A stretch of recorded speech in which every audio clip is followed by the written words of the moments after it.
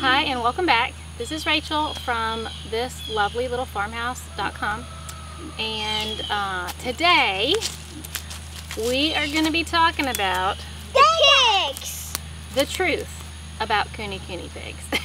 It's going to be like fact or fiction, Homestead Pig Edition.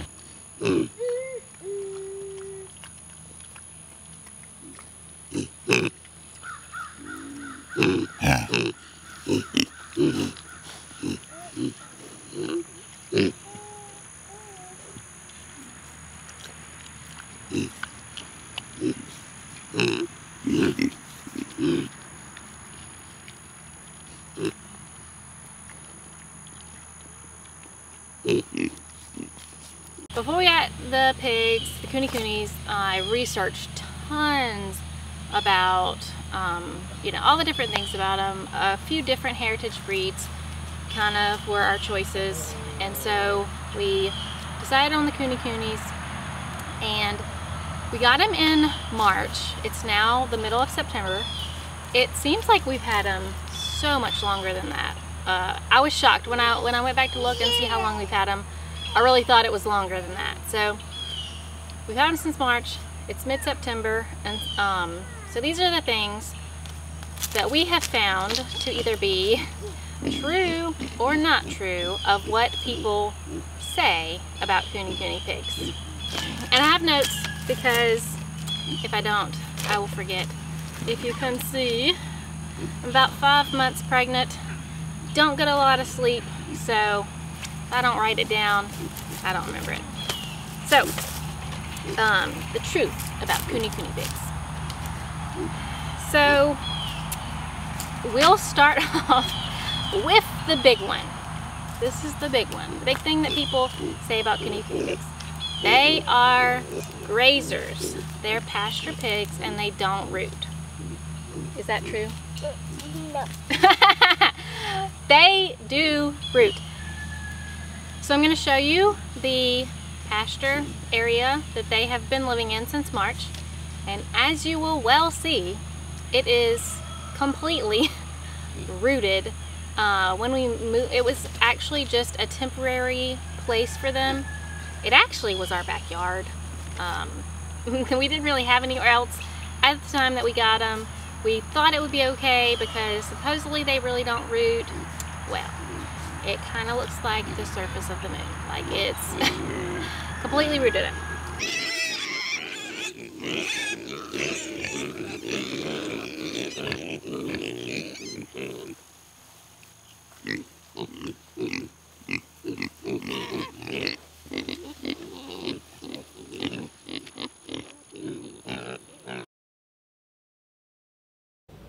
And that's the pig house that they love. But you can see all of this used to be beautiful green grass. And see all the trees here, that's where they first started rooting, was under all the trees, looking for acorns. And then back here you can just see it all the way to the fence. It's just completely torn up.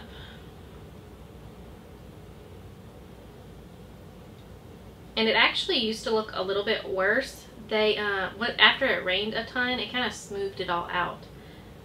But over in this new spot, you can see where the freshly rooted is. I mean, it looks like wild hogs have been in there. It's just completely torn up. And back there in the back where it's all nice and pretty green, they have not, they're working their way over there. But yeah, so this is what Kune Kune pigs are capable of.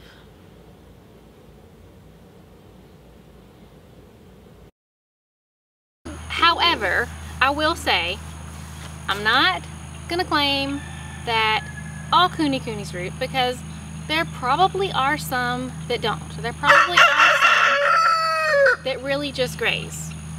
A few factors I think encouraged ours. The sows that we got rooted when we got them. I think that probably a lot of it is a learned behavior. So if your sows root, they're gonna teach their piglets to root. And then it kind of just continues on from there. Another factor is we have oak trees in our yard where the pigs are, and when they first started rooting, they were rooting under the trees looking for the acorns and stuff. So They really like acorns. If you have oak trees where you're gonna put your pigs, and they will root to get to the acorns. So they're gonna dig to get the acorns. So I think that those two things majorly affect it. And then also it's gonna have to do with how much area you have them in, I'm sure. Although I did watch a video of a family who had them in a rotational grazing kind of thing, and they had them in a really big area, and they still were rooting. So I think it's just gonna depend. But don't bet on your Kunekunes not rooting, because they root. Number 2, Kunekunes don't require much feed. And I think that it's another one of those it's gonna depend kind of things, because like when we got our 2 sows, one of them had just farrowed like 2 days before, 2 to 3 days before we got her with her little bitty piglets. We had hoped to get her the week before, but it didn't work out. So she had little tiny piglets. The other one was fixing to farrow. She farrowed about 2 weeks later. So if you are raising piglets, you buy piglets and you're raising piglets, yeah, when they're little bitty tiny piglets, they might only need a cup of feed twice a day until they get much larger, you know. If you're raising sows, if you have sows that have, you know, 4, 5, 6, 7 piglets on them, you're gonna have to feed that sow considerably more feed to keep her body condition, because if you don't, she's just gonna lose weight from nursing her babies. So no one mentioned that, like no one talked about that. I've been around animals long enough, I should have thought of it. It wasn't a deal breaker for us, but it is something to be aware of, because all you ever hear is, oh, they graze and you don't have to feed them very much. But depending on what stage of life they're in, you may have to feed them more. And as you get closer to butchering time, you're probably gonna have to feed them more to really fill them out. So, number 3, fact or fiction, Kunekune edition. Kunekunes are sweet and gentle. This we have found to be absolutely fact. Now, I'm not gonna make blanket statements here, because a lot of it's gonna depend on how they were raised, if they were raised around people, and just the general temperament. But in general, all of the pigs, we now have 9. We started with 2 sows. They had between them 6 babies. That makes 8. And then we bought a younger boar. So we have 9, and all of them are like dogs. They are super gentle, super sweet. My 4-year-old comes out there with me, and they just love to be petted and rubbed. Now, I will say, I don't ever leave my children unattended with them. That's the 4-year-old. Because they are still animals. And even the most gentle, sweet, docile animal, you know, it can turn around and knock a kid down.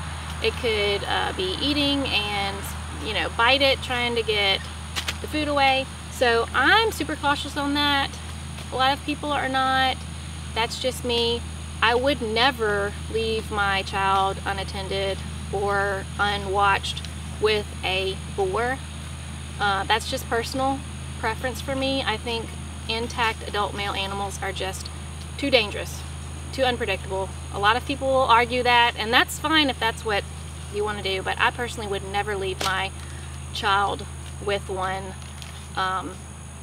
It's just not worth it. I've been around bulls and stud horses and, you know, all that my whole life, and I would never leave my kid with them without me being right there with them. So that's me. And the other thing, the sows, like I see a lot of people say, oh, the sows are so gentle that you know, you can be right there when they're farrowing, and you can do anything you want to with their piglets and they don't care. So I found that to be somewhat true and somewhat not true. Our sows, they are super gentle, super docile. We were in there right after the piglets were born messing with them, and they didn't care. However, if you pick one up and it really starts squealing, that mama can get kind of in her defense mode. We had one that it got out. It got out somehow. I'm not even sure that we figured out how it got out. And the dogs kind of got after it, and it was squealing up a storm. Like, it was really getting after it.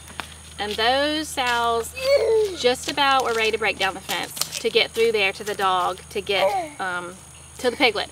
So while they are very gentle and you can fool with the piglets and everything, they're also very protective, and you do need to be careful, because if you're messing with those piglets and they go to squealing and the mama thinks they're hurt, she's gonna come over there and she's gonna get after you. There were a couple times when the solid sow we have, after her piglets were born, she was not nearly as gentle right off the bat. It took her a little while to come along, and I got a little nervous. I thought she was gonna get me. You know, I backed out of there. All right, fourth, Kune Kune fact or fiction. Kune Kunes are clean and they don't smell. I see. This is somewhat true and somewhat not true. I think it's gonna, all these things I keep saying it depends. I think it's gonna depend on how large of an area you have your pigs in and what you consider to be a smell. Because it doesn't smell like a stockyard, but at the same time, they are pigs and they do go out and wallow in the mud. You know, it's kind of like a farm dog that you don't bathe, they're gonna smell. So it's not like a horrid, you can't even stand to be around it smell, but they're also not smell free. And when it gets kind of nasty out here, they are right by our house, so when it gets nasty, and this is kind of the area where they congregate, as you can tell, they're all laying along the fence, and it did kind of get smelly when it was really raining it rained every single day for about 2 months here, and it did get smelly up in here because this is where they eat, and it just was a mess. But in general, I would say that they are relatively clean. They poop in the same place, like they have this designated area that they use the bathroom in, and they're pretty clean. I would somewhat agree with that. Number 6, Kune Kunes grow slowly. Definitely, this is definitely true. Our piglets are, how old would that be? 7 months old, and I have seen some videos of some people doing stuff with piglets that were like 7 weeks old, and they're the same size as our 7-month-old pigs. So yeah, they grow really slow. That's something you have to consider if you're thinking about getting Kune Kunes. And right here you can actually see a really good comparison of the size. The smallest ones are the piglets that were born in March. The black one on the left is our boar that we got, who is around 9 months old now. And then the big one is the mother, the sow, and she is about 2, a little over 2. So she's completely full grown, and then about 9 months, and then the piglets are were born in March. So that's a good size comparison. And the last one is that Kune Kunes make a great pig for a small homestead. In my opinion, I think this is true. I think it's going to depend on your goals. So if your goal is to have a pig grow as fast as it can be and like be super feed efficient, like what do they call that? I don't remember what they call it. There's a specific thing. The feed conversion rate. You know, if you really, that's your goal, is to raise a pig as quick as possible for as cheap as possible, the Kune Kune is not your pig. You're going to want something that grows fast. If your goal is to have an extremely gentle, docile pig that is sustainable, that you can breed yourself, raise yourself, then the Kune Kune might be a really good option for you. It's really about what your goals are. So you just have to figure out what your goals are, you know, and weigh whether these things about the Kune Kune fit in with those goals or not. For us, we're still really happy with it. It is a long time investment to get started. Even we got sows that were already bred, and we got our boar. He was about 6 months old, and he's probably about 9 months old now. He has not shown any interest yet in the sows, which they say it's from 6 to 12 months, and usually on the later end of that, before they start showing interest in being